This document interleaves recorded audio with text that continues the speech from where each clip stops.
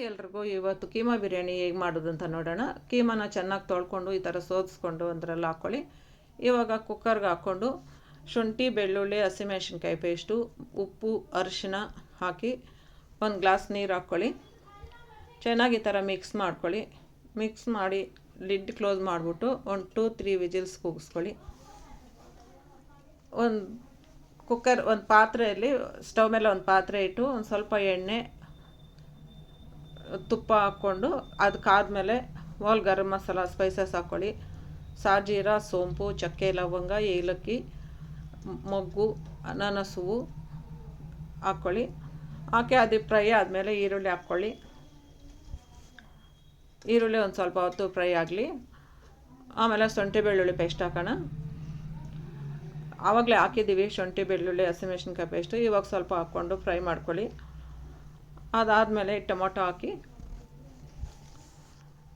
Tomato ಮೆತ್ತಗಾಗೋವರೆಗೂ ಈ ಥರ fry ಮಾಡ್ಕೊಳ್ಳಿ.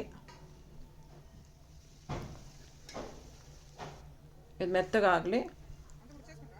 ಇವಾಗ ಒಂದು ಅರ್ಧ ಸ್ಪೂನ್ ಅರಿಶಿನ ಹಾಕಿ ಫ್ರೈ ಮಾಡಿ. ಇವಾಗ ಪುದೀನ ಸೊಪ್ಪು, ಕೊತ್ತಂಬರಿ ಸೊಪ್ಪು ಹಾಕ್ಕೊಂಡು ಒಂದು ಸ್ವಲ್ಪ ಹೊತ್ತು ಫ್ರೈ ಆದಮೇಲೆ ಚೆನ್ನಾಗಿ ಈ ಥರ ಫ್ರೈ ಮಾಡ್ಕೊಳ್ಳಿ. ಇವಾಗ ನಾವು ಬೇಯಿಸ್ಕೊಂಡಿದ್ವಲ್ಲ ಕೀಮಾನ, ಆ ಕೀಮಾ ಮಾತ್ರ ಹಾಕಿ, ನೀರು ಹಾಕಬೇಡಿ. ನೀರು ಆಮೇಲೆ ಹಾಕೋಣ. ಅದೇ ನೀರು ಹಾಕ್ಕೊಳ್ಳಿ, ಚೆಲ್ಲಬೇಡಿ ನೀರನ್ನ. ಕೀಮಾ ಹಾಕ್ಕೊಂಡು ಒಂದು ಸ್ವಲ್ಪ ಹೊತ್ತು ಫ್ರೈ ಆಗಲಿ. ಚೆನ್ನಾಗಿ ಮಿಕ್ಸ್ ಮಾಡ್ಕೊಳ್ಳಿ. ಇವಾಗ ಧನಿಯಾ ಪುಡಿ ಒಂದು ಸ್ಪೂನ್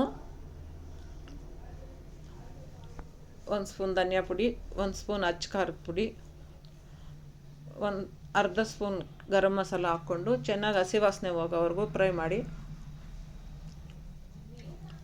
ಇವಾಗ ನಾನು ಬಾಸ್ಮತಿ ರೈಸ್ ಎತ್ಕೊಂಡಿದ್ದೀನಿ. 1 ಗ್ಲಾಸ್ ರೈಸ್ಗೆ 1.5 ಗ್ಲಾಸ್ ನೀರು ಹಾಕ್ಕೊಳ್ಳಿ. ಅದು ಉಪ್ಪು ಹಾಕ್ಕೊಳ್ಳಿ. ಇವಾಗ ಅದು ಬೇಯಿಸ್ಕೊಂಡಿದ್ವಲ್ಲ ಆ ನೀರು ಎಲ್ಲ ಸೇರಿಸಿ ನೀವು ಲೆಕ್ಕ ಹಾಕ್ಕೊಳ್ಳಿ. ಇವಾಗ ನೀರು ಮರಳ್ತಾ ಇದೆ. ರೈಸ್ ಹಾಕ್ಕೊಳ್ಳೋಣ. ಒಂದು 70% ಈ ಥರ ಬೆಂದಮೇಲೆ ನಾವು ದಮ್ಮಕ್ಕೆ ಬಿಟ್ಬಿಟ್ರೆ ಕೀಮಾ ಬಿರಿಯಾನಿ ರೆಡಿ. ನೀವು ಟ್ರೈ ಮಾಡಿ ನೋಡಿ, ನನಗೆ ಹೇಗಿದೆ ಅಂತ ನನಗೆ ಕಮೆಂಟ್ ಮಾಡಿ. ಹೊಸಬರು ಯಾರನ್ನ ನನ್ನ ಚಾನಲ್ ನೋಡಂಗಿದ್ರೆ ನನಗೆ ಸಬ್ಸ್ಕ್ರೈಬ್ ಮಾಡಿ. ಕೆಳಗಡೆ ಇರೋ ಬೆಲ್ ಐಕಾನ್ ಕ್ಲಿಕ್ ಮಾಡಿ.